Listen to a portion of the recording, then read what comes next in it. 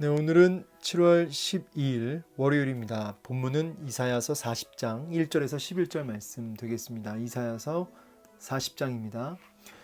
너희 하나님이 이르시되 너희는 위로하라 내 백성을 위로하라. 너희는 예루살렘의 마음에 닿도록 말하며 그것에게 외치라. 그 노역의 때가 끝났고 그 죄악이 사함을 받았느니라. 그의 모든 죄로 말미암아 여호와의 손에서 벌을 배나 받았느니라 할지니라 하시니라.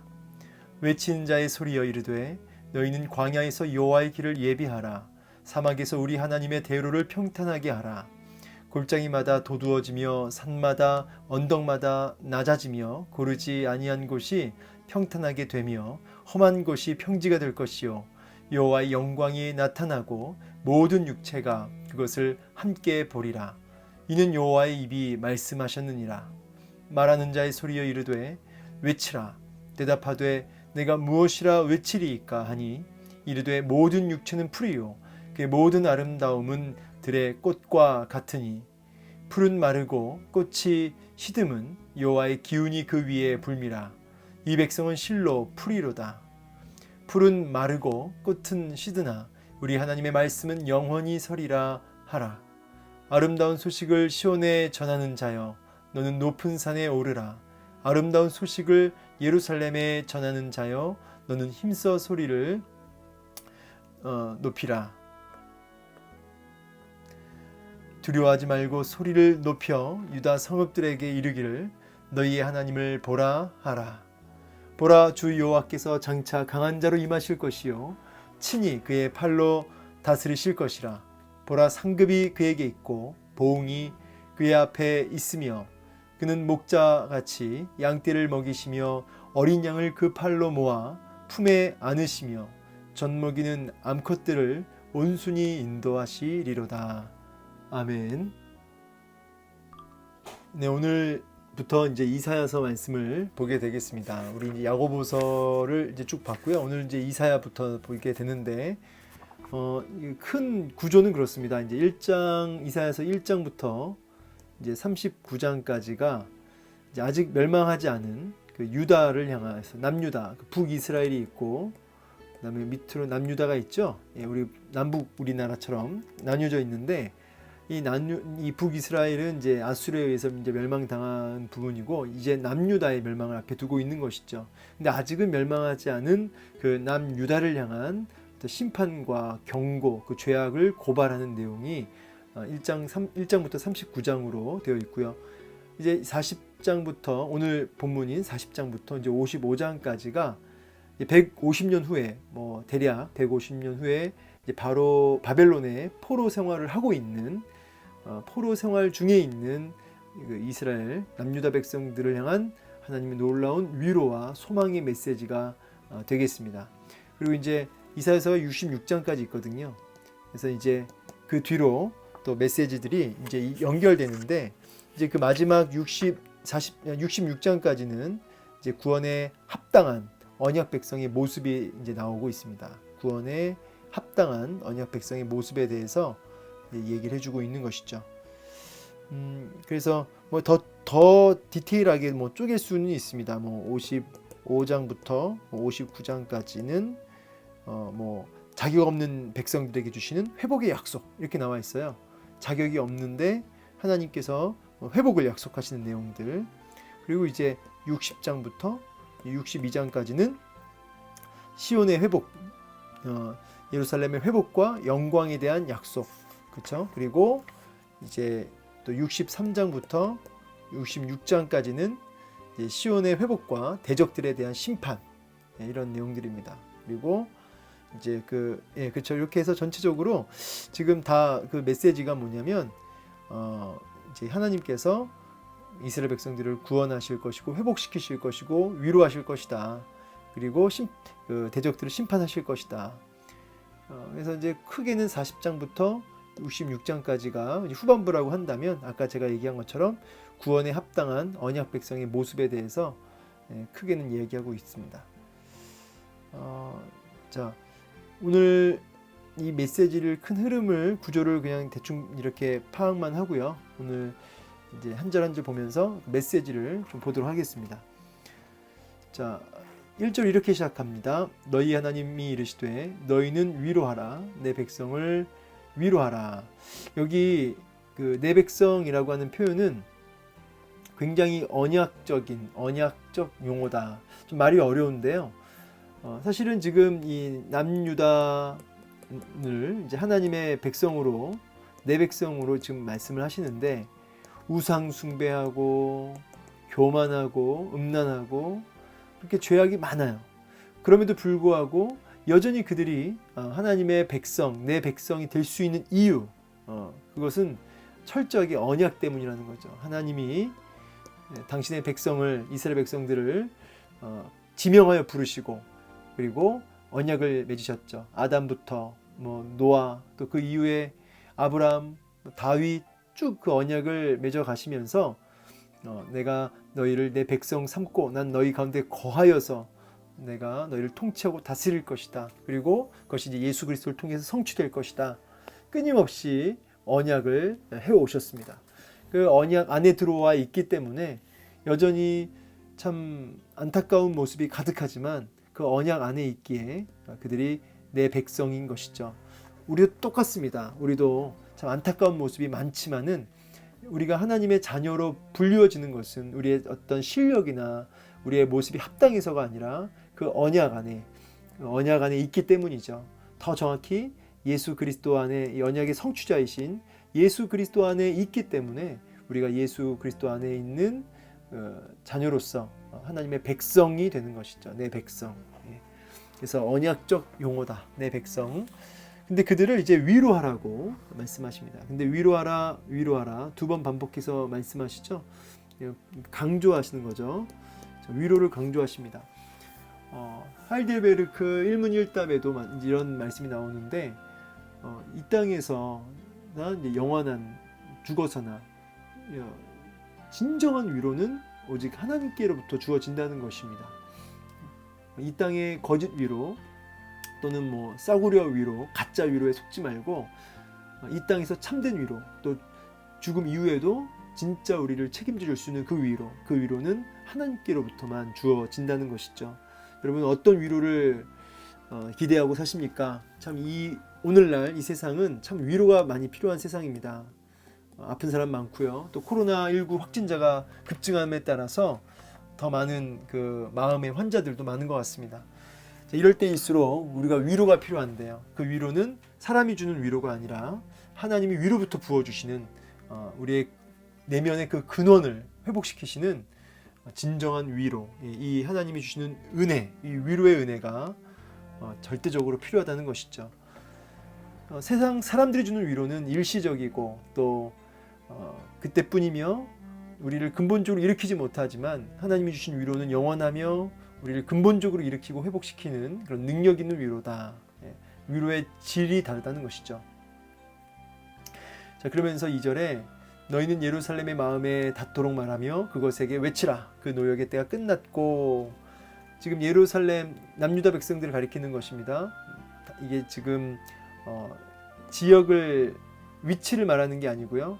지금 남유다 하나님의 백성들을 가리켜서 또 예루살렘 이렇게도 표현해요. 그래서 당신의 백성들을 향해서 외치라는 겁니다. 마음에 닿도록 말하라. 그것에게 외치라. 여기 이제 그것은 여기 예루살렘. 그래서 하나님의 백성들에게 외치라 이런 말이죠. 너희는 누굴까요? 너희는 이제 궁극적으로는 이제 신약이랑 같이 보게 되면은 이제 세례 요한을 이제 가리키기도 하고요. 오늘 여기서는 이제 하나님의 사자로 보여줍니다. 하나님의 사자. 1차적으로는 천사들, 하나님의 사자. 예루살렘의 마음에 닿도록 말하며 그것에게 외치라. 그러면서 뭘 외치라고 하냐니까 노역의 때가 끝났다. 심판의 때가 끝났다는 거죠. 그 노예 생활, 그 때가 끝났다 이 말은 그 심판의 때가 끝났다. 바벨론 포로 생활은 이제 끝났다. 너의 죄악이 사함을 받았느니라. 지금 위로의 내용이 이제 이렇다는 거죠. 하나님이 지금 어떤 내용으로 위로하시냐니까 죄악이 사함 받았고 지금 너의 그 노역의 때, 그 고통의 때가 끝났다. 이제 해방의 때가 왔다. 이런 내용으로 위로하고 계시는 거죠. 직역을 하면 죄값이 이미 지불되었다. 이런 뜻입니다. 죄값이 이미 지불되었고 이제 심판의 때가 끝났다. 이런 뜻입니다. 사실 이것이 예수님을 통해서 성취가 되죠. 죄값이 예수님의 목숨으로, 예수님의 피값으로 지불되어지고 우리는 이제 노역의 때 사망과 마귀와 심판의 그 고통 아래서 그 그늘 아래서 우리가 벗어나서 옮겨져서 이제 하나님의 나라로 들어가게 되었죠. 죄값이 예수님을 통해서 이제 지불되어진 것입니다. 자, 그래서 이게 사실은 복음이죠. 이 복음이 진짜 우리에게 위로가 되는 것입니다. 진짜 위로. 죄값이 지불되었다. 예, 너희는 이제 하나님 나라로 회복되어진다. 그러면서 그의 모든 죄로 말미암아 여호와의 손에서 벌을 배나 받았느니라 할지니라 하시니라 하면서 충분히 죄값을 하나님이 이제 치르셨고 그 부분을 이제 너희는 이제 탕감 받았다. 이제 다 깨끗하게 죄값이 해결되었다는 뜻입니다. 넘치도록 충분히 그 죄값을 이제 치렀고 이제 이어지는 3절부터는 또 뭐라고 말씀하시냐면 외치는 자의 소리여 이렇게 말씀하십니다. 외치는 자의 소리여. 역시 1차적으로는 이제 천사들을 가리키는 것으로 보여지고요. 이제 훗날 우리 세례 요한을 통해서 이 외친 자의 소리가 누구냐면 세례 요한으로 이제 나타나게 됩니다. 세례 요한이 광야에 외치는 자의 소리로 나타나죠. 이르되 너희는 광야에서 여호와의 길을 예비하라. 그리고 사막에서 우리 하나님의 길을 대로를 평탄하게 하라. 이게 지금 무슨 말이냐면 당시에 그 문화를 보면은 그 군주들이 왕이나 군주들이 이제 선발대를 보내는 겁니다. 이제 긴 여행을 할 때 미리 사람들을 보내서 마차가 이제 갈 때 길이 막 움푹 파여 있거나 아니면 뭐가 이렇게 언덕이 뭐 이렇게 솟아 있거나 돌이나 자갈이 있거나 이런 것들을 다 이렇게 평탄화 작업을 하는 거죠. 평탄화 작업을 하고 여러 가지 잘못 그 걸림돌이 될 만한 것들은 미리 제거하고 그래서 왕이 또 군주가 온전히 들어올 수 있도록 그 여행을 지나갈 수 있도록 그 길을 지나갈 수 있도록 하는 그런 것이었죠. 지금 그런 배경 속에서 외친 자의 소리여 하면서 여호와께서 오실 그 길을 진정한 왕 대신 여호와께서 이스라엘 백성들 가운데 남유다 백성 가운데 하나님의 백성 가운데 그 길목에 그 마음으로 들어가는 길목에 그 길을 닦으라는 것이죠. 평탄하게 해라. 자, 그래서 여기 광야라고 하는 것이 1차적으로는 뭐 바벨론과 팔레스타인 사이에 있는 광야를 가리킬 수도 있겠지만 궁극적으로는 이 광야라고 하는 것은 이제 죽음, 어떤 사막이니까 어떤 죽음과 심판의 의미가 있습니다.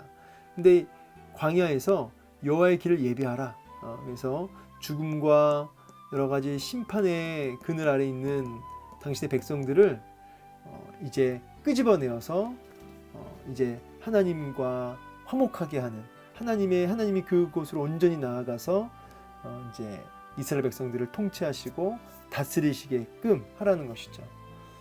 골짜기마다 도두어지며 산마다 언덕마다 낮아지며 고르지 아니한 곳이 평탄하게 되며 험한 곳이 평지가 될 것이요 하면서 그렇게 하나님께서 우리 안에 온전히 이렇게 들어오시는 그 길목을 이렇게 잘 닦아서 아주 순적하게 들어오시는. 여러분 세례 요한이 이제 그렇게 되죠. 마태복음 3장 3절 말씀. 세례 요한이 일종의 선발대예요. 누구의 선발대? 예수님의 선발대가 되는 것이죠. 예수님이 오시기 전에 진정한 왕 대신 예수님이 우리 가운데 오시기 전에 미리 길을 잘 닦아 놓아서 예수님이 오실 길을 예비한 사람이죠.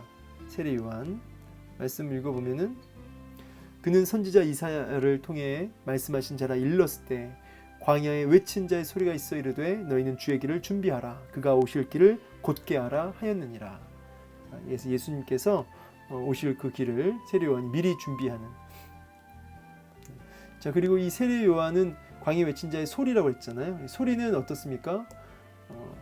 어떤 메시지가 전달되어지면 흔적도 없이 사라지는 거죠. 하울링이 뜨거나 이렇게 메아리가 치면 안 됩니다. 한번 소리가 바라면 그것으로 이제 흔적도 없이 사라지는 거죠. 광야에 외친 자의 소리란 그런 것입니다.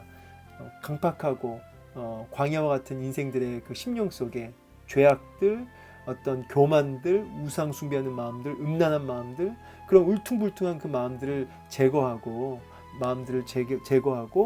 그래서 주님이 그 마음 인생들의 그 광야 속에 있는 그 사망의 그늘 속에 있는 그 인생들의 마음 속에 우리 왕 되신 주님이 온전히 행차하시고 온전히 입성하시기 위해서 세례 요한은 이제 먼저 앞서서 회개를 선포하며 그 교만과 그 우상 숭배를 다 이렇게 제거하고 평탄화 작업을 한 것이죠.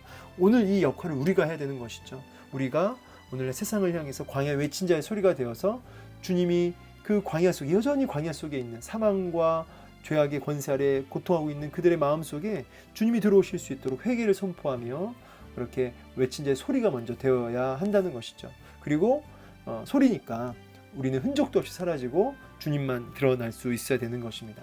실제로 세례 요한은 자기가 하울링이 되거나 메아리가 되어서 남아있지 않고 흔적도 없이 사라집니다. 주님을 위해서 온전히 사라지고 주님을 드러내는 삶을 살게 되죠. 그것이 성도의 또 삶인 것입니다. 그러면서 여호와의 영광이 5절, 여호와의 영광이 나타나고 모든 육체가 그것을 함께 보리라. 영광, 여기서는 이제 구원이라는 의미로 볼 수 있겠네요. 그죠? 여호와의 구원이 나타날 것이다. 그리고 모든 육체가 그것을 볼 것이다. 이는 여호와의 입의 말씀이니라. 여호와의 입이 말씀이다. 이 말은 반드시 이루어질 것이다 라는 의미가 되겠습니다.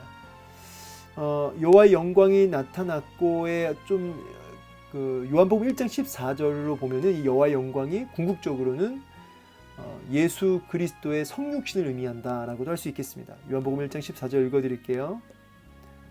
자, 말씀이 육신이 되어 우리 가운데 거하심에 우리가 그의 영광을 보니, 그죠? 아버지 독생자의 영광이요 은혜와 진리가 충만하더라. 바로 이 여호와의 영광이 바로 성육신하신 이 땅에 오시는 예수 그리스도, 그분을 통해서 여호와의 영광이 나타났다는 거예요. 구원이 나타났다는 것입니다. 그래서 이 여호와의 영광이 궁극적으로는 이제 구원이지고 구체적으로 예수님을 통해서 성육신하신 예수님을 통해서 그 구원의 영광이 나타난 것입니다. 이것은 반드시 이루어진다. 여호와 입의 말씀이다 라는 것이죠. 6절에 말하는 자의 소리여 이르되 외치라. 대답하되 내가 무엇이라 외치리까. 역시 이제 말하는 자의 소리여, 이제 천사들을 향해서 뭘 외치라고 지금 명령하십니까? 모든 육체는 풀이다. 그의 모든 아름다움은 들의 꽃과 같다. 이 여기 이제 아름다움, 이제 헤세드라는 단어에서 그 나왔는 파생된 단어라고 볼 수 있는데요. 지금 이 여기서 나와 있는 그 육체, 풀, 꽃 다 뭡니까? 이게 이쁘기는 하고 아름답기도 하지만 그 모든 것들은 굉장히 일시적이라는 거죠. 그 건강, 그 아름다운 미, 좀 더 확장해서 뭐 돈, 명예, 그 모든 것들은 너무너무 일시적이다. 너무너무 허무하다. 그래서 이제 보면은 여호와의 기운이 그 위에 불미라. 여기서 말하는 여호와의 기운은 이제 어떤 걸 연상하시면 되냐면 사막의 열풍이 있잖아요. 사막의 그 뜨거운 바람. 그래서 그 꽃이 순식간에 이렇게 말라버리는 이제 그런 모습을 연상하시면 됩니다. 여호와의 기운이 그 위에 불미라. 이 백성은 실로 풀이로다.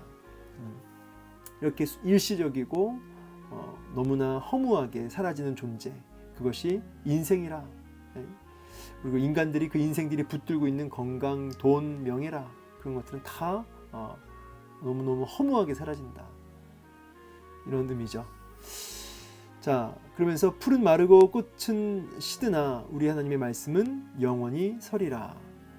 그래서 대조적으로 반면에 우리 하나님의 말씀은 영원하다. 그리고 반드시 그 모든 것들은 성취된다. 이런 의미로 지금 말씀하고 계시죠. 그래서 비교 대조하면서 우리가 붙들어야 할 게 무엇이냐, 풀과 같고 꽃과 같은 우리가 붙들어야 할 게 무엇이냐, 바로 하나님의 말씀이라 라고 우리에게 말씀해 주고 계십니다. 9절에 아름다운 소식을 시온에 전하는 자여 너는 높은 산에 오르라. 아름다운 소식을 예루살렘에 전하는 자여 너는 힘써 소리를 높이라. 마치 파수꾼이 적군의 침입을 알리는 것처럼 우리가 이 복된 소식을, 이 아름다운 소식을 이제 너만 갖고 있지 말고 전하라는 것이죠. 포로 귀환의 소식이겠지만 1차적으로 궁극적으로는 뭐예요? 바로 성육신하신 예수 그리스도, 이 구원의 소식을 예수님의 이 십자가 피 묻은 복음을, 구원의 복음을 힘써 외치라는 것이죠.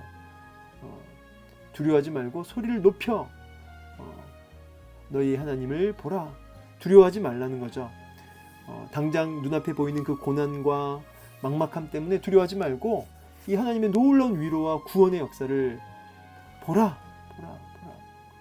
그러므로 두려워하지 말아라 라고 말씀하고 계십니다. 보라, 주 여호와께서 장차 강한 자로 임하실 것이요. 강한 자, 아무도 막을 수 없는 정도가 아니라 이분이 반드시 그 언약을 이루시는 강한 자로 임하실 것이요, 친히 그의 팔로 다스릴 것이라. 보라, 상급이 그에게 있고 보응이 그의 앞에 있으리라. 그래서 이 강한 자의 의미, 또 상급, 보응 같이 볼 때 전쟁에서 이제 승리한 개선 장군 있죠. 승리하고 돌아오는 장군, 그런 의미로 보여주면 되겠습니다. 그 승리하는 왕으로, 개선 장군으로 오셔서 이 상급, 보응, 승리한, 전쟁에서 승리한 사람이, 왕이 이제 이 탈취물이 있잖아요. 이렇게 이겼기 때문에 이렇게 내가 얻게 되는 그 여러 상급들, 그런 것들을 이제 보응으로, 열매로 누리게 될 것이다. 구원의 기쁨을 맛보게 될 것이란 뜻이죠. 그러면서 마지막, 그는 목자같이 양떼를 먹이시며 어린 양을 그 팔로 모아 품에 안으시며 젖먹이는 암컷들을 온순히 인도하시리로다. 너무너무 이게 따뜻한 말씀이죠. 마치 그 목자가 그 양들을 끌어안고 그렇게 품에 안고 너무나 인자한 모습으로 이끌어가는 그 목자의 모습을 보여주고 있습니다. 우리 주님께서 그렇게 강한 자로 오시면서 동시에 따뜻한 목자와 같이 우리를 끌어안고 갈 것이다, 이끌어 가실 것이다 라고 하는 놀라운 위로의 말씀입니다. 여러분, 그렇습니다. 오늘 우리는 위로가 필요합니다. 이 땅에서 뿐만 아니라 우리 죽음 이후에서까지 효력이 있는, 능력 있는 위로가 필요합니다.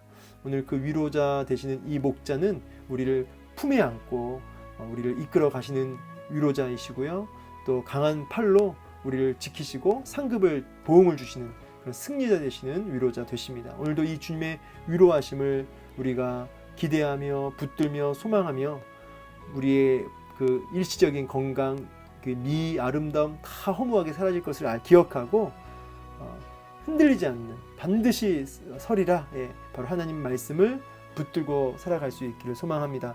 그런 맥락에서 여러분, 이제 코로나 확산과 또 여러 가지 암울한 오늘 우리의 현장에서 우리가 두려워하지 말고 오늘도 하나님을 좀 주목하고 하나님께 집중하고 오늘도 우리의 위로자 되시는 주님 안에서 위로를 누리면서 우리가 외친 자의 소리의 삶을 좀 살았으면 좋겠습니다. 직장에서도 또 가정 안에서도 외친 자의 소리가 되어서 여전히 위로가 필요한 이들에게 우리가 위로자가 될 수 있는 우리 모두가 되기를, 참된 위로잡기로 인도할 수 있는 광해 외친 자의 소리의 삶을 오늘도 살아내시는 저 여러분 되기를 소망합니다.